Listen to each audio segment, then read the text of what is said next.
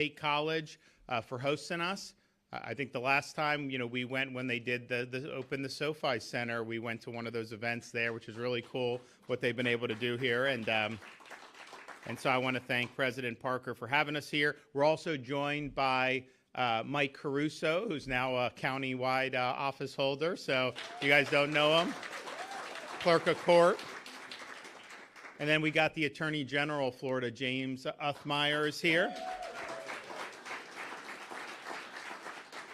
So we have an announcement that both the Attorney General and I will talk about. But before I get into that, I do want to make another announcement. So I think, as most people know, we had a terrible thing happen in St. Lucie County where you had an illegal alien who was driving this big tractor truck and decided to try to do a U-turn where they have the official use only. Those are little gaps in the highway for highway patrol and law enforcement, and it was obviously a total disaster to even try that. You had a car coming that ran into it, and 3 Floridians were killed. This was somebody that was issued that CDL actually in 2 different states, Washington State and in California, and should have never obviously been behind the wheel. Doesn't even speak English. You gotta, if you want to drive, you gotta know the road signs and stuff, and it's just the reality. So it was a really horrible thing. He, at the time, there was not any eyewitnesses. He didn't speak English, so they got the all the facts they could. But then when they got the videotape, they saw. So immediately he fled to California, obviously sanctuary state. He was able to be detained in California, and so today I'm sending Florida's new Lieutenant Governor, Jay Collins, to California, and tomorrow morning he is going to take possession of this illegal alien, extradite him back to the state of Florida, and we're going to throw the book at him when he gets back here for what he did. So you can count on that.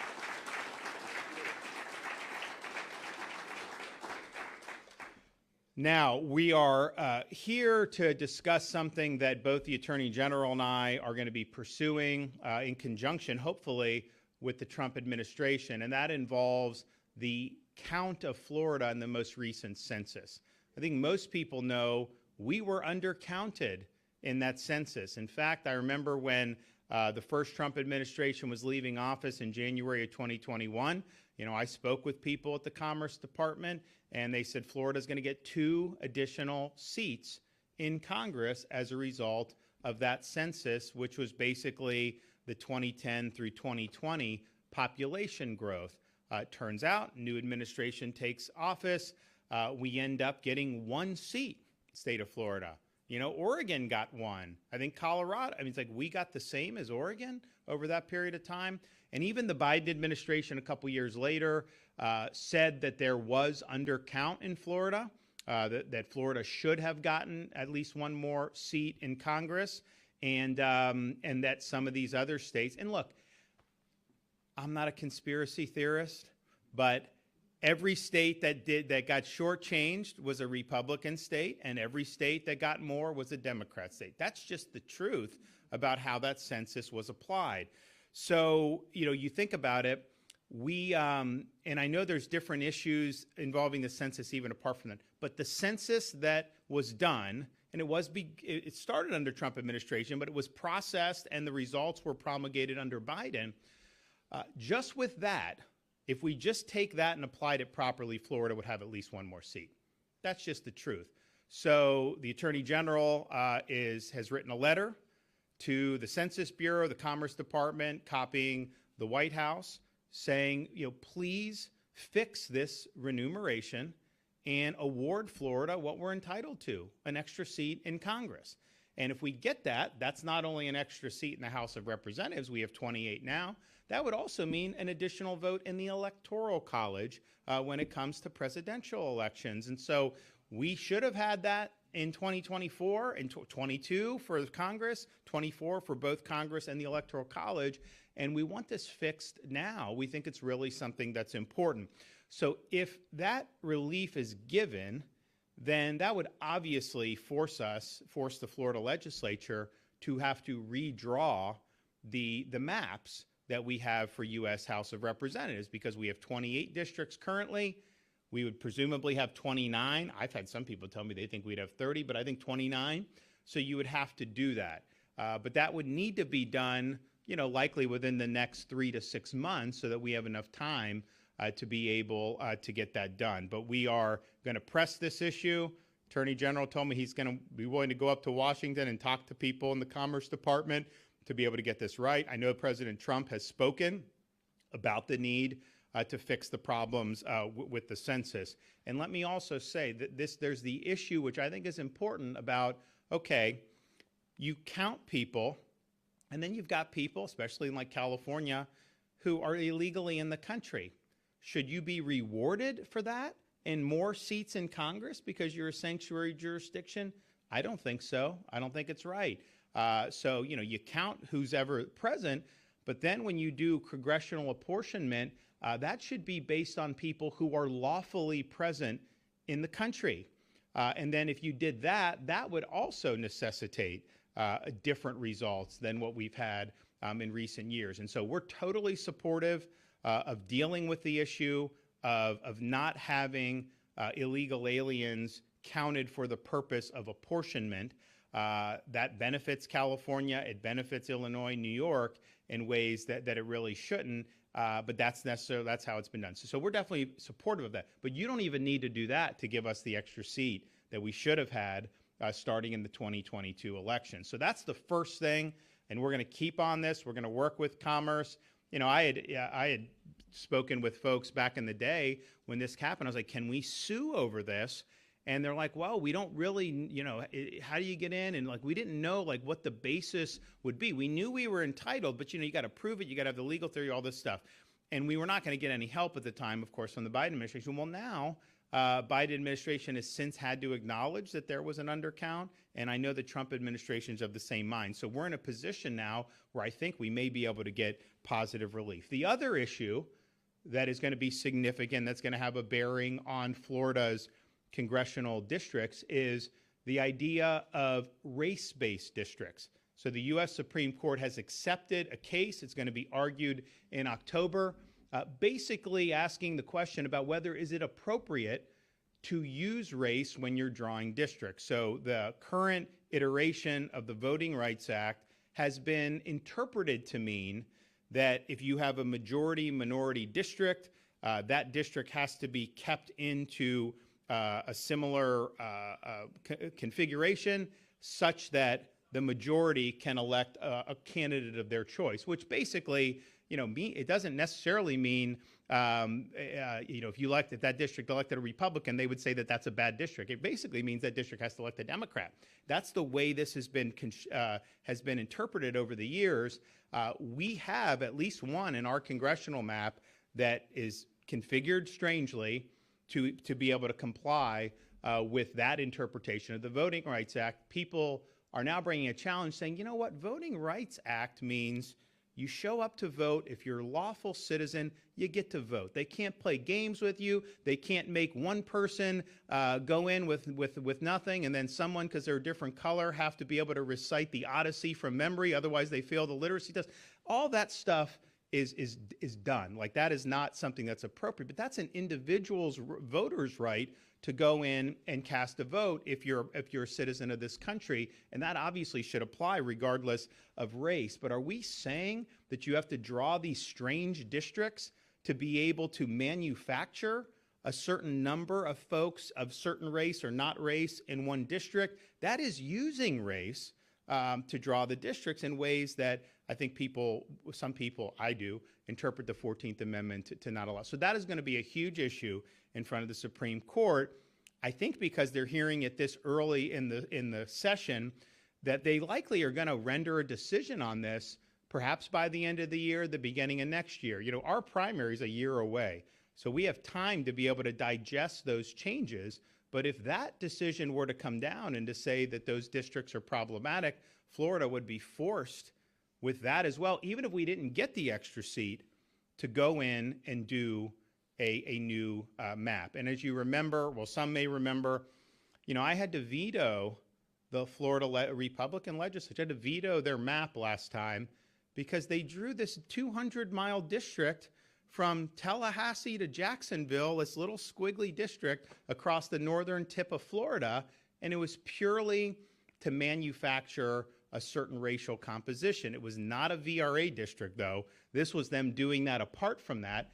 And I said, that's not constitutional. Like, regardless, however you think the VRA should be interpreted, if it's a VRA district, federal law, fine, you deal with that. But this was not. No one was even claiming it was. And so I said, I'm not going to sign that. And we vetoed the map. We had to fight them on other stuff, but we got a map in.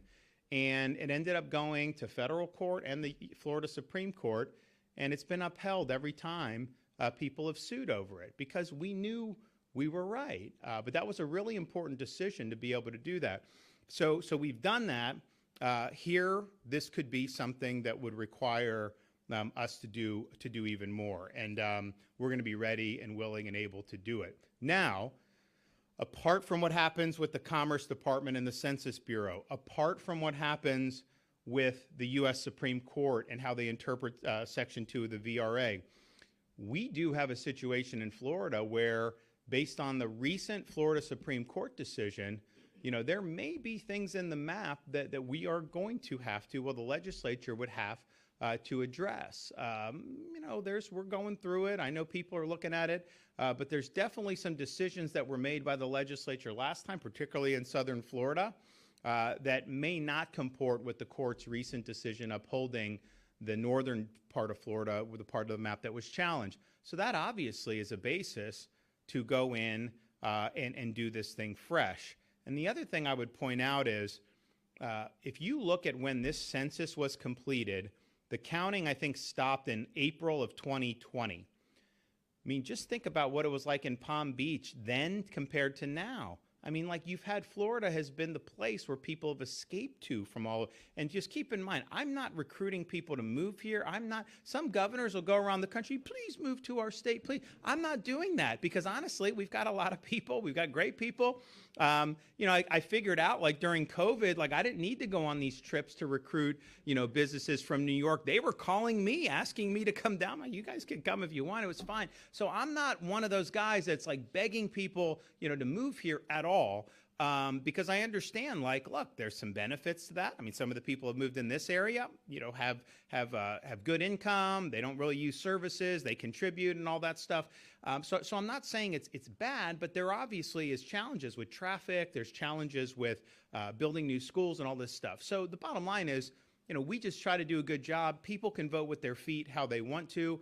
And the reality is, since that April of 2020, Florida has been the #1 state that people have sought to move to in the entire United States of America. And so when I got elected governor, I think we had about 21 million people. Now we're almost 23.5 million people in the state of Florida. But our current congressional districts are reflective of that reality from 2019, the beginning of 2020. So you have some districts that have not reflected the population change that's happened. So some districts you have a lot of votes, some you don't have as much votes.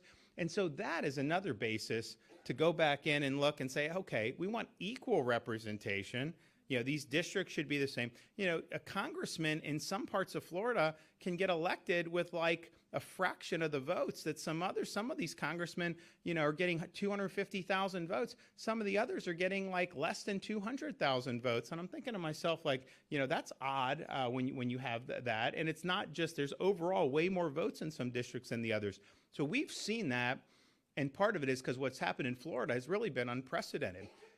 We've had really significant growth and migration, and our congressional map should reflect that. So this is something that we are going to have to address as a state. I've spoken with some folks in the Florida legislature, and I think that there's broad acknowledgement that this is something that is going to happen. We do have some things that will happen between now and the spring that will inform exactly how we're supposed to do this, particularly if we get another seat or if the Supreme Court says that the racial-based districts are unconstitutional. That we would have no choice as a state but to go in and do a new congressional map. But this is something that's kind of stuck in my craw for a number of years, because I remember telling everybody we were going to get 2 seats in the last census. And then when they came out with them, we only got 1. And I was looking around, and I'm like, they told me Rhode Island was going to lose a seat, and we were going to get 2. And then Biden comes in. Who's the Commerce Secretary overseeing the census? Former governor of Rhode Island. Did Rhode Island lose a seat? No. Did Florida get 2? No, we only got 1. So there's all these questions, and so I've been frustrated with it. We were not going to get anywhere, I think, under the Biden administration. And I know the president has personally spoken about the need to get the census right. So we have an opportunity to do that and to basically give Floridians what they're entitled to, which is fair representation. So I want to thank the Attorney General for taking the lead on this and working with the Trump administration. This is time sensitive, though. I mean, Florida, we have more time than most because our primary is not for about a year away. And we have filing that probably can get pushed to June for Congressional if we need to, like the state offices. So we do have some time, but it's certainly if they're going to go back and fix the census, I mean, that would be something that they would need to act on as soon as possible. So hopefully Florida can play a role in getting this right, not just for the people of our state, but for the United States. James?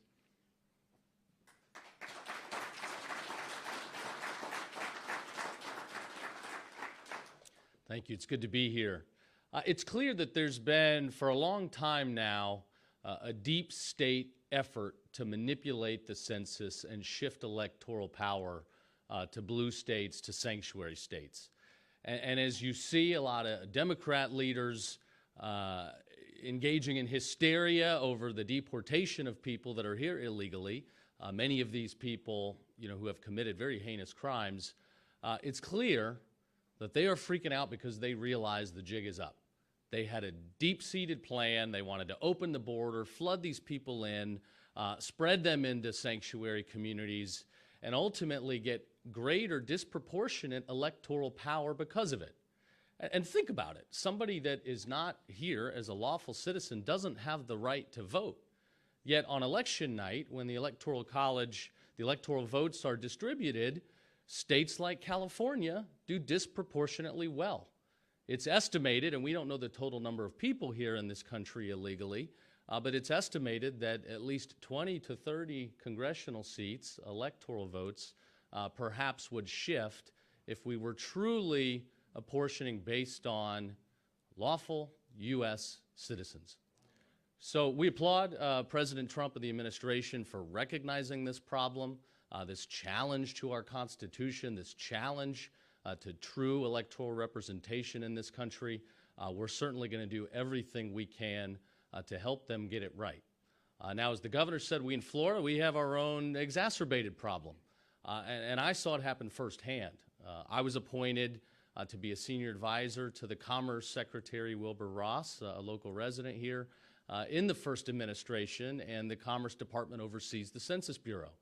So as the tabulations were beginning, as the numbers were coming in, it was always projected Florida would get 2 seats. That's certainly what I thought was going to happen, maybe even 3, given the population growth we were seeing even before COVID and the rise of the Free State. And yet, sure enough, Biden administration comes in, there are significant delays, there are problems, and it ultimately comes out Florida only gets 1 seat.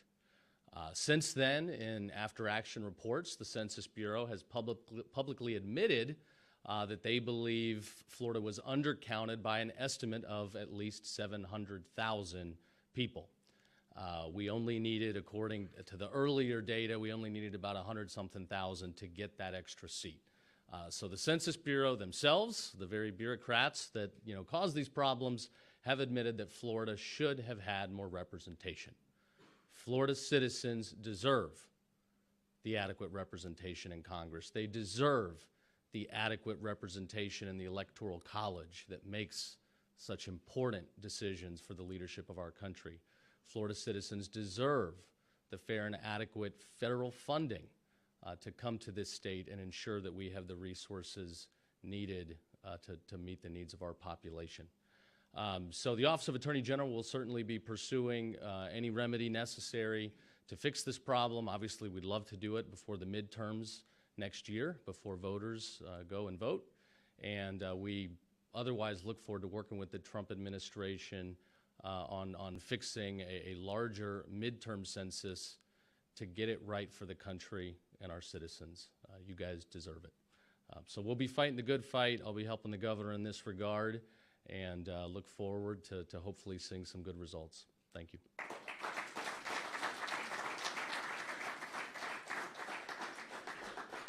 You know, one thing that's important to point out is Florida, you know, I vetoed the map last time. It did have unconstitutional racial gerrymandering. We did a map, and, you know, people were howling about it because the reality is, we did it on constitutional grounds, but they didn't like the fact that that gerrymandered district would have likely been a Democrat, and then that was taken away.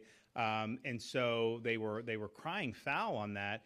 Florida's map has compact districts. It's one of the most compact maps in the country.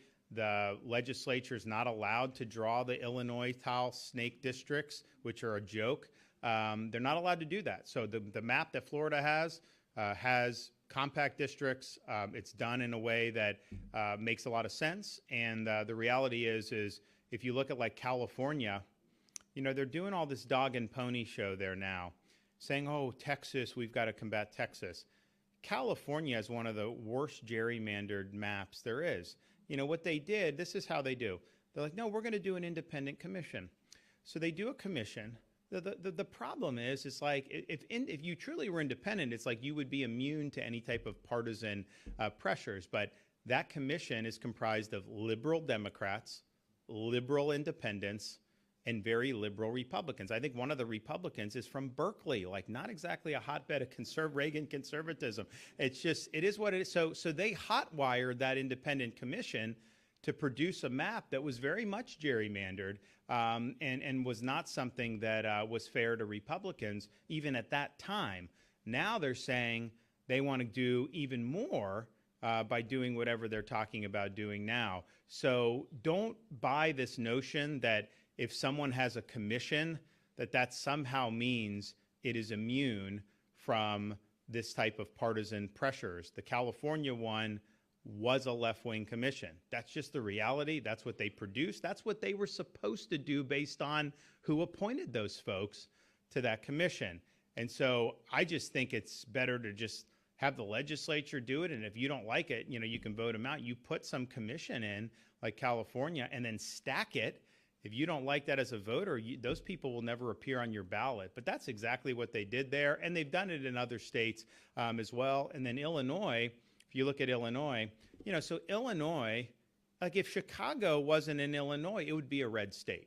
You know, there's some dots blue, but like most of it is red outside of Illinois. So if you drew compact districts, you know, you'd have probably 6 in the Chicago that would be like 90-10 Dem, right? But then all the other ones would probably be Republican districts, and they didn't want that. So what they do is they go into the city of Chicago, they find enough Dems, and they draw a map out to the burbs and the rural to do that, so they know a Dem can win. Then they go to the next part of the city. They draw it out with the rural and all that. So just look up their map on Google Maps and Google Image, and it'll come up, and you can see it.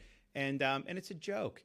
And I just find it funny that Texas, whatever they, you know, I don't know what the status is. I know they were trying. These Democrats flee, and you know, a lot of the media is like acting like Texas is like so out of bounds. I never heard anything about Illinois. Like it was almost like they didn't care about Illinois. You even have the governor of Illinois. He's sheltering these Texas Democrats who are fleeing. First of all, you should be there doing your job, not running and hiding. But they're fleeing to Illinois to protest gerrymandering. You're going to Illinois to protest gerrymandering? I mean, it's just ridiculous. So Florida, you know, what we did, you know, we were attacked at the time. You know, the reality is people can pull up, you know, that map and see, you know, how it was done. So this is going to be something, you know, we are going to have to address this in one form or another. We will do that. But I do think that there's going to be things that are going to happen throughout the balance of this year and the beginning of next year. Maybe get a tweak to the census, Supreme Court rule on racial gerrymandering. And then, obviously, we've got the basis that we're looking through based on the Florida Supreme Court's decision about if there are any vulnerabilities on our current map and then just accounting for the reality that Florida has had a big population shift, and it hasn't been uniform throughout the state. You know, Broward, I don't think they've had net population gain. You have some other places. I mean, Palm Beach has had net gain. You've had other parts of the state definitely net gain. But there's some that boomed, some that were, you know, fine. No one did bad, but it isn't uniform the way it's happened. So the map should reflect that. We want to make sure everybody's vote counts. So stay tuned on that. But this letter has gone out. James is going to be working with Commerce and working with the Trump administration on this. And hopefully we're able to get to a positive resolution for the state of Florida. Okay, we got any questions? Yes. Yes, Governor Dave Bowman, WPTV. You had mentioned racially drawn districts, and you said at least one in our state. Is that the one represented near here by? Yeah. So if you look at the map, there's one that has like almost like claws that go out. It's the most irregular shaped district on Florida's map. It's not really what the legislature is supposed to draw pursuant to the Florida Constitution, but the reason why they were able to do it is to ensure, at least on the surface, compliance, you know, with the VRA Section 2. Like I said, the case in the Supreme Court is, well, wait a minute, you know, voting rights means you show up, you know, I think you got to show a picture ID like we do in Florida, you got to be a citizen, all that, but, you know, you have a right to vote if you're eligible. And that shouldn't be encumbered. That, to me, is what voting rights are. It's not to try to do these like somersaults on a congressional map to try to engineer, you know, something based on characteristics that I don't think really speak to people's, you know, character or ideas. But yeah, that would be the one that was the most irregularly shaped. That if the U.S. Supreme Court said that you can't do that, you would be forced to redraw that one 100%. I hear what you say about California and the independent commission. I'm not going to challenge you on that. However, purple states like Michigan and Virginia have independent commissions as well. My question is, would the people of Florida have more confidence in the legislature drawing maps and not having accusations of gerrymandering than if an independent commission appointed with a lot of input, obviously from you and the Republican majority? Would that be a better solution than having a state legislature? It would be a much less accountable solution. You know, you have as voters, you can hold the legislature accountable. Every 2 years, you get to go and hold them accountable if you don't like what they're doing. And that ultimately is the protection that you have as citizens to be able to basically, if you don't like what's going on, like they say, you can throw the bums out anytime you want. But I would also just point to the Florida legislature, and look, I had folks in my office that were, because, you know, we had a disagreement on the map, so they were drawing, look at Florida's map, look at the compactness of the districts. It was well done. It just was. And I think you would see something similar. Florida's Constitution says you got to have compact, you got to try to follow boundaries, geographical boundaries, municipal, the best you can to make it a sensible district. And I think the map that we have now does that. Now, the people at the time, particularly, you know, the other party, they didn't like it because we did dismantle that gerrymandered district. And it did cause a change in the partisan representation for the state in terms of our whole delegation. But that wasn't the intent of it. That was an effect of it because we were abiding by the Constitution. Williams with WPBF 25 News. My question is going back to your first point about the truck driver from last week. Can you detail how state troopers were able to determine that Singh entered the U.S. illegally? Well, it wasn't the state troopers that did it. It was in conjunction with federal authorities. So the feds were able to provide pretty much the whole dossier on this guy. As soon as the video leaked and then we knew that there was a crime that was committed, they were able to get that information in short order. So illegally entered the country in 2018, applied for work authorization in the fall of 2020, was rejected. That was under Trump 45.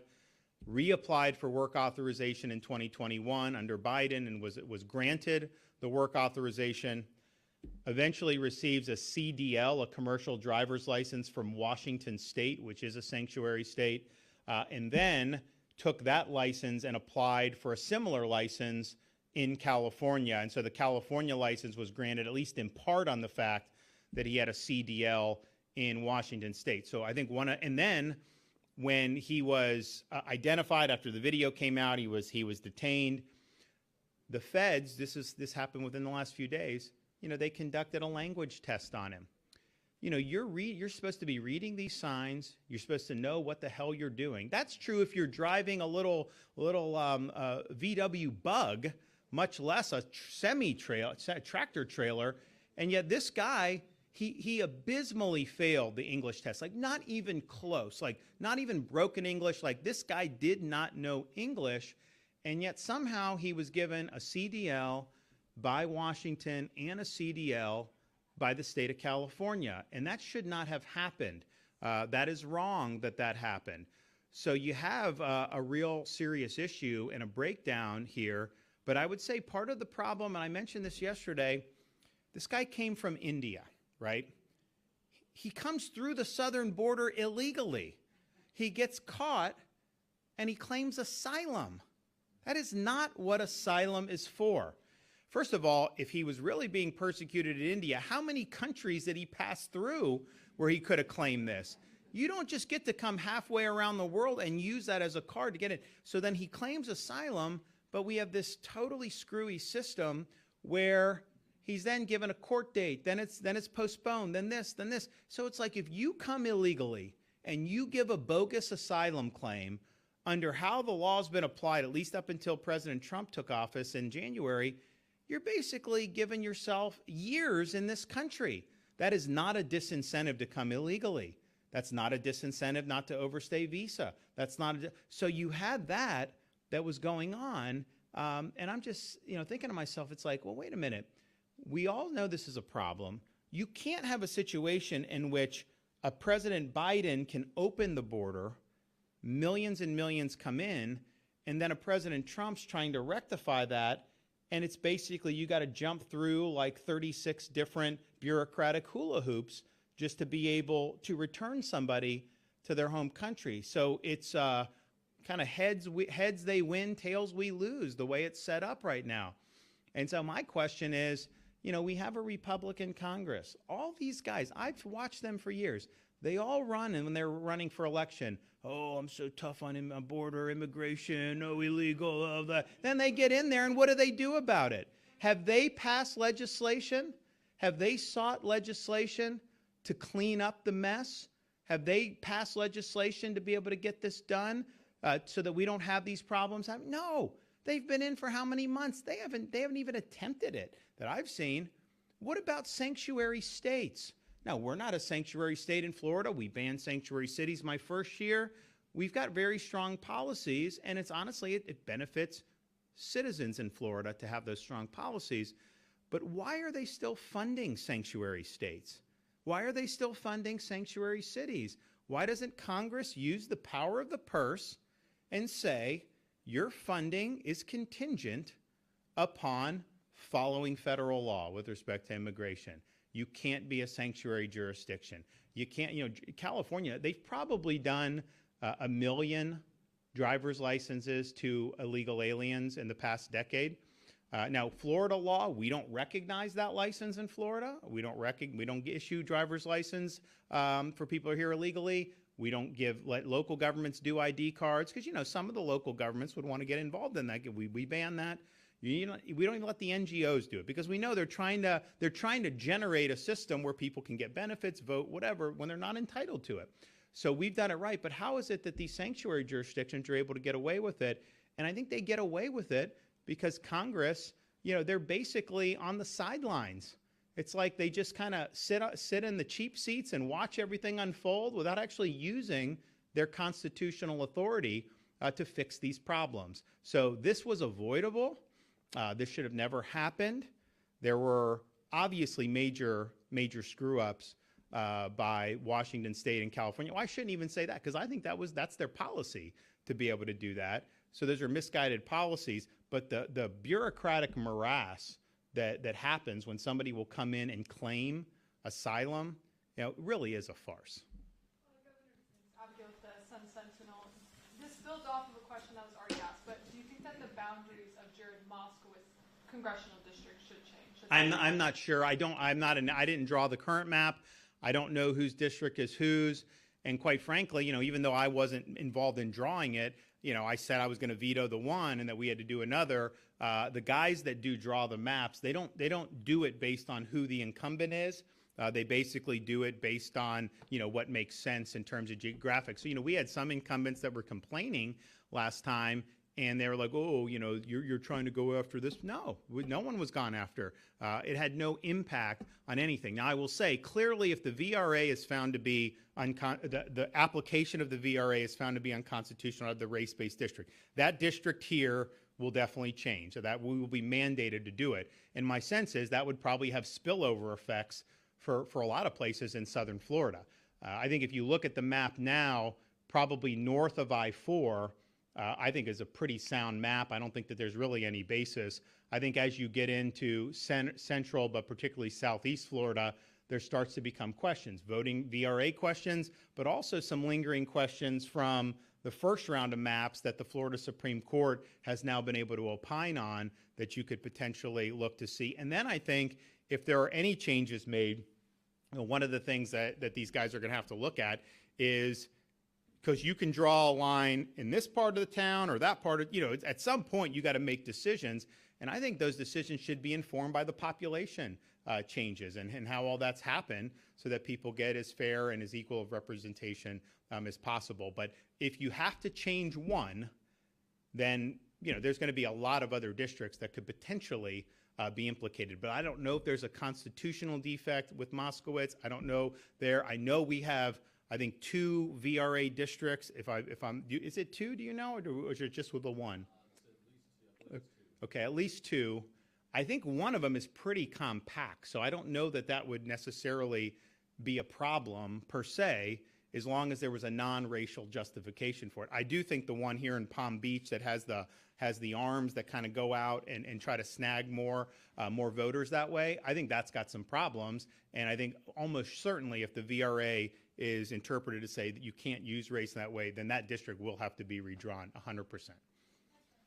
For how long would you say it's been a problem that people who don't speak English have been able to obtain these CDL licenses? And would you say that it's something that's been on the rise? So that's a good question. How endemic is this problem about not being able to speak English and then getting a CDL? I can tell you in Florida, you have to speak English. So anyone that is able to obtain a CDL without doing that is getting it unlawfully. We require that. I think most states do. I think probably federal law requires them to be able to do it. So I don't know the answer to your question writ large overall. I know for us, we've been very clear. You have to do it. We're also making sure, like, hey, is there anything more we need to do to make sure that that's honored? My sense is it's been honored in Florida, but clearly this guy would not have passed the test in Washington or California based on the test that was just done on him by the federal immigration officials. It would not have happened. So he clearly never demonstrated proficiency in English. And, there's a lot of stuff that goes into this when you're driving on the road. I mean, we put our own citizens through just to be able to get a normal driver's license. You got to know what you're doing. And, look, Florida, we got enough problem with some of our drivers. I mean, it's like, let's just be honest here. Do we really need to have more? We really want people who are not eligible to be in this country, don't speak English, trying to maneuver a tractor trailer like this? Like, no, I don't think that that's the right thing to do. So we're going to look more deeply into what happened in Washington State, what happened in California, because I would imagine, I don't think, well, knowing those states, you never know, but I think it would be hard for them to actually put on paper, you don't have to speak English to drive these heavy vehicles in the United States. I think it'd be hard for them to get away with that, and I don't know that they've actually put that on paper. If they did, that's a huge scandal. But if they say you have to do English and then just aren't enforcing it, that's another problem too. And I think there should be accountability for it. And I said, as soon as we got, the facts on this, which, I know the video came out, I think over the weekend or Friday or something. And I commented on Monday because I wanted to get as much facts as I could. I didn't want to just pop off. I wanted to know what we were dealing with. But I said, we're going to hold this guy accountable, 100% criminal charges, and he's going to be in prison for a long time. But we also got to look at the company. How is he doing? The company put him in there Did the company not look to see whether he could speak English? I mean, how do you hire somebody? Hey, you know, how are you going to drive that? No English? Like, no, you have got to speak English. And there had to be a process where you were able to say, and this guy didn't speak English. So that's a huge problem with the company. So we're looking through that and seeing.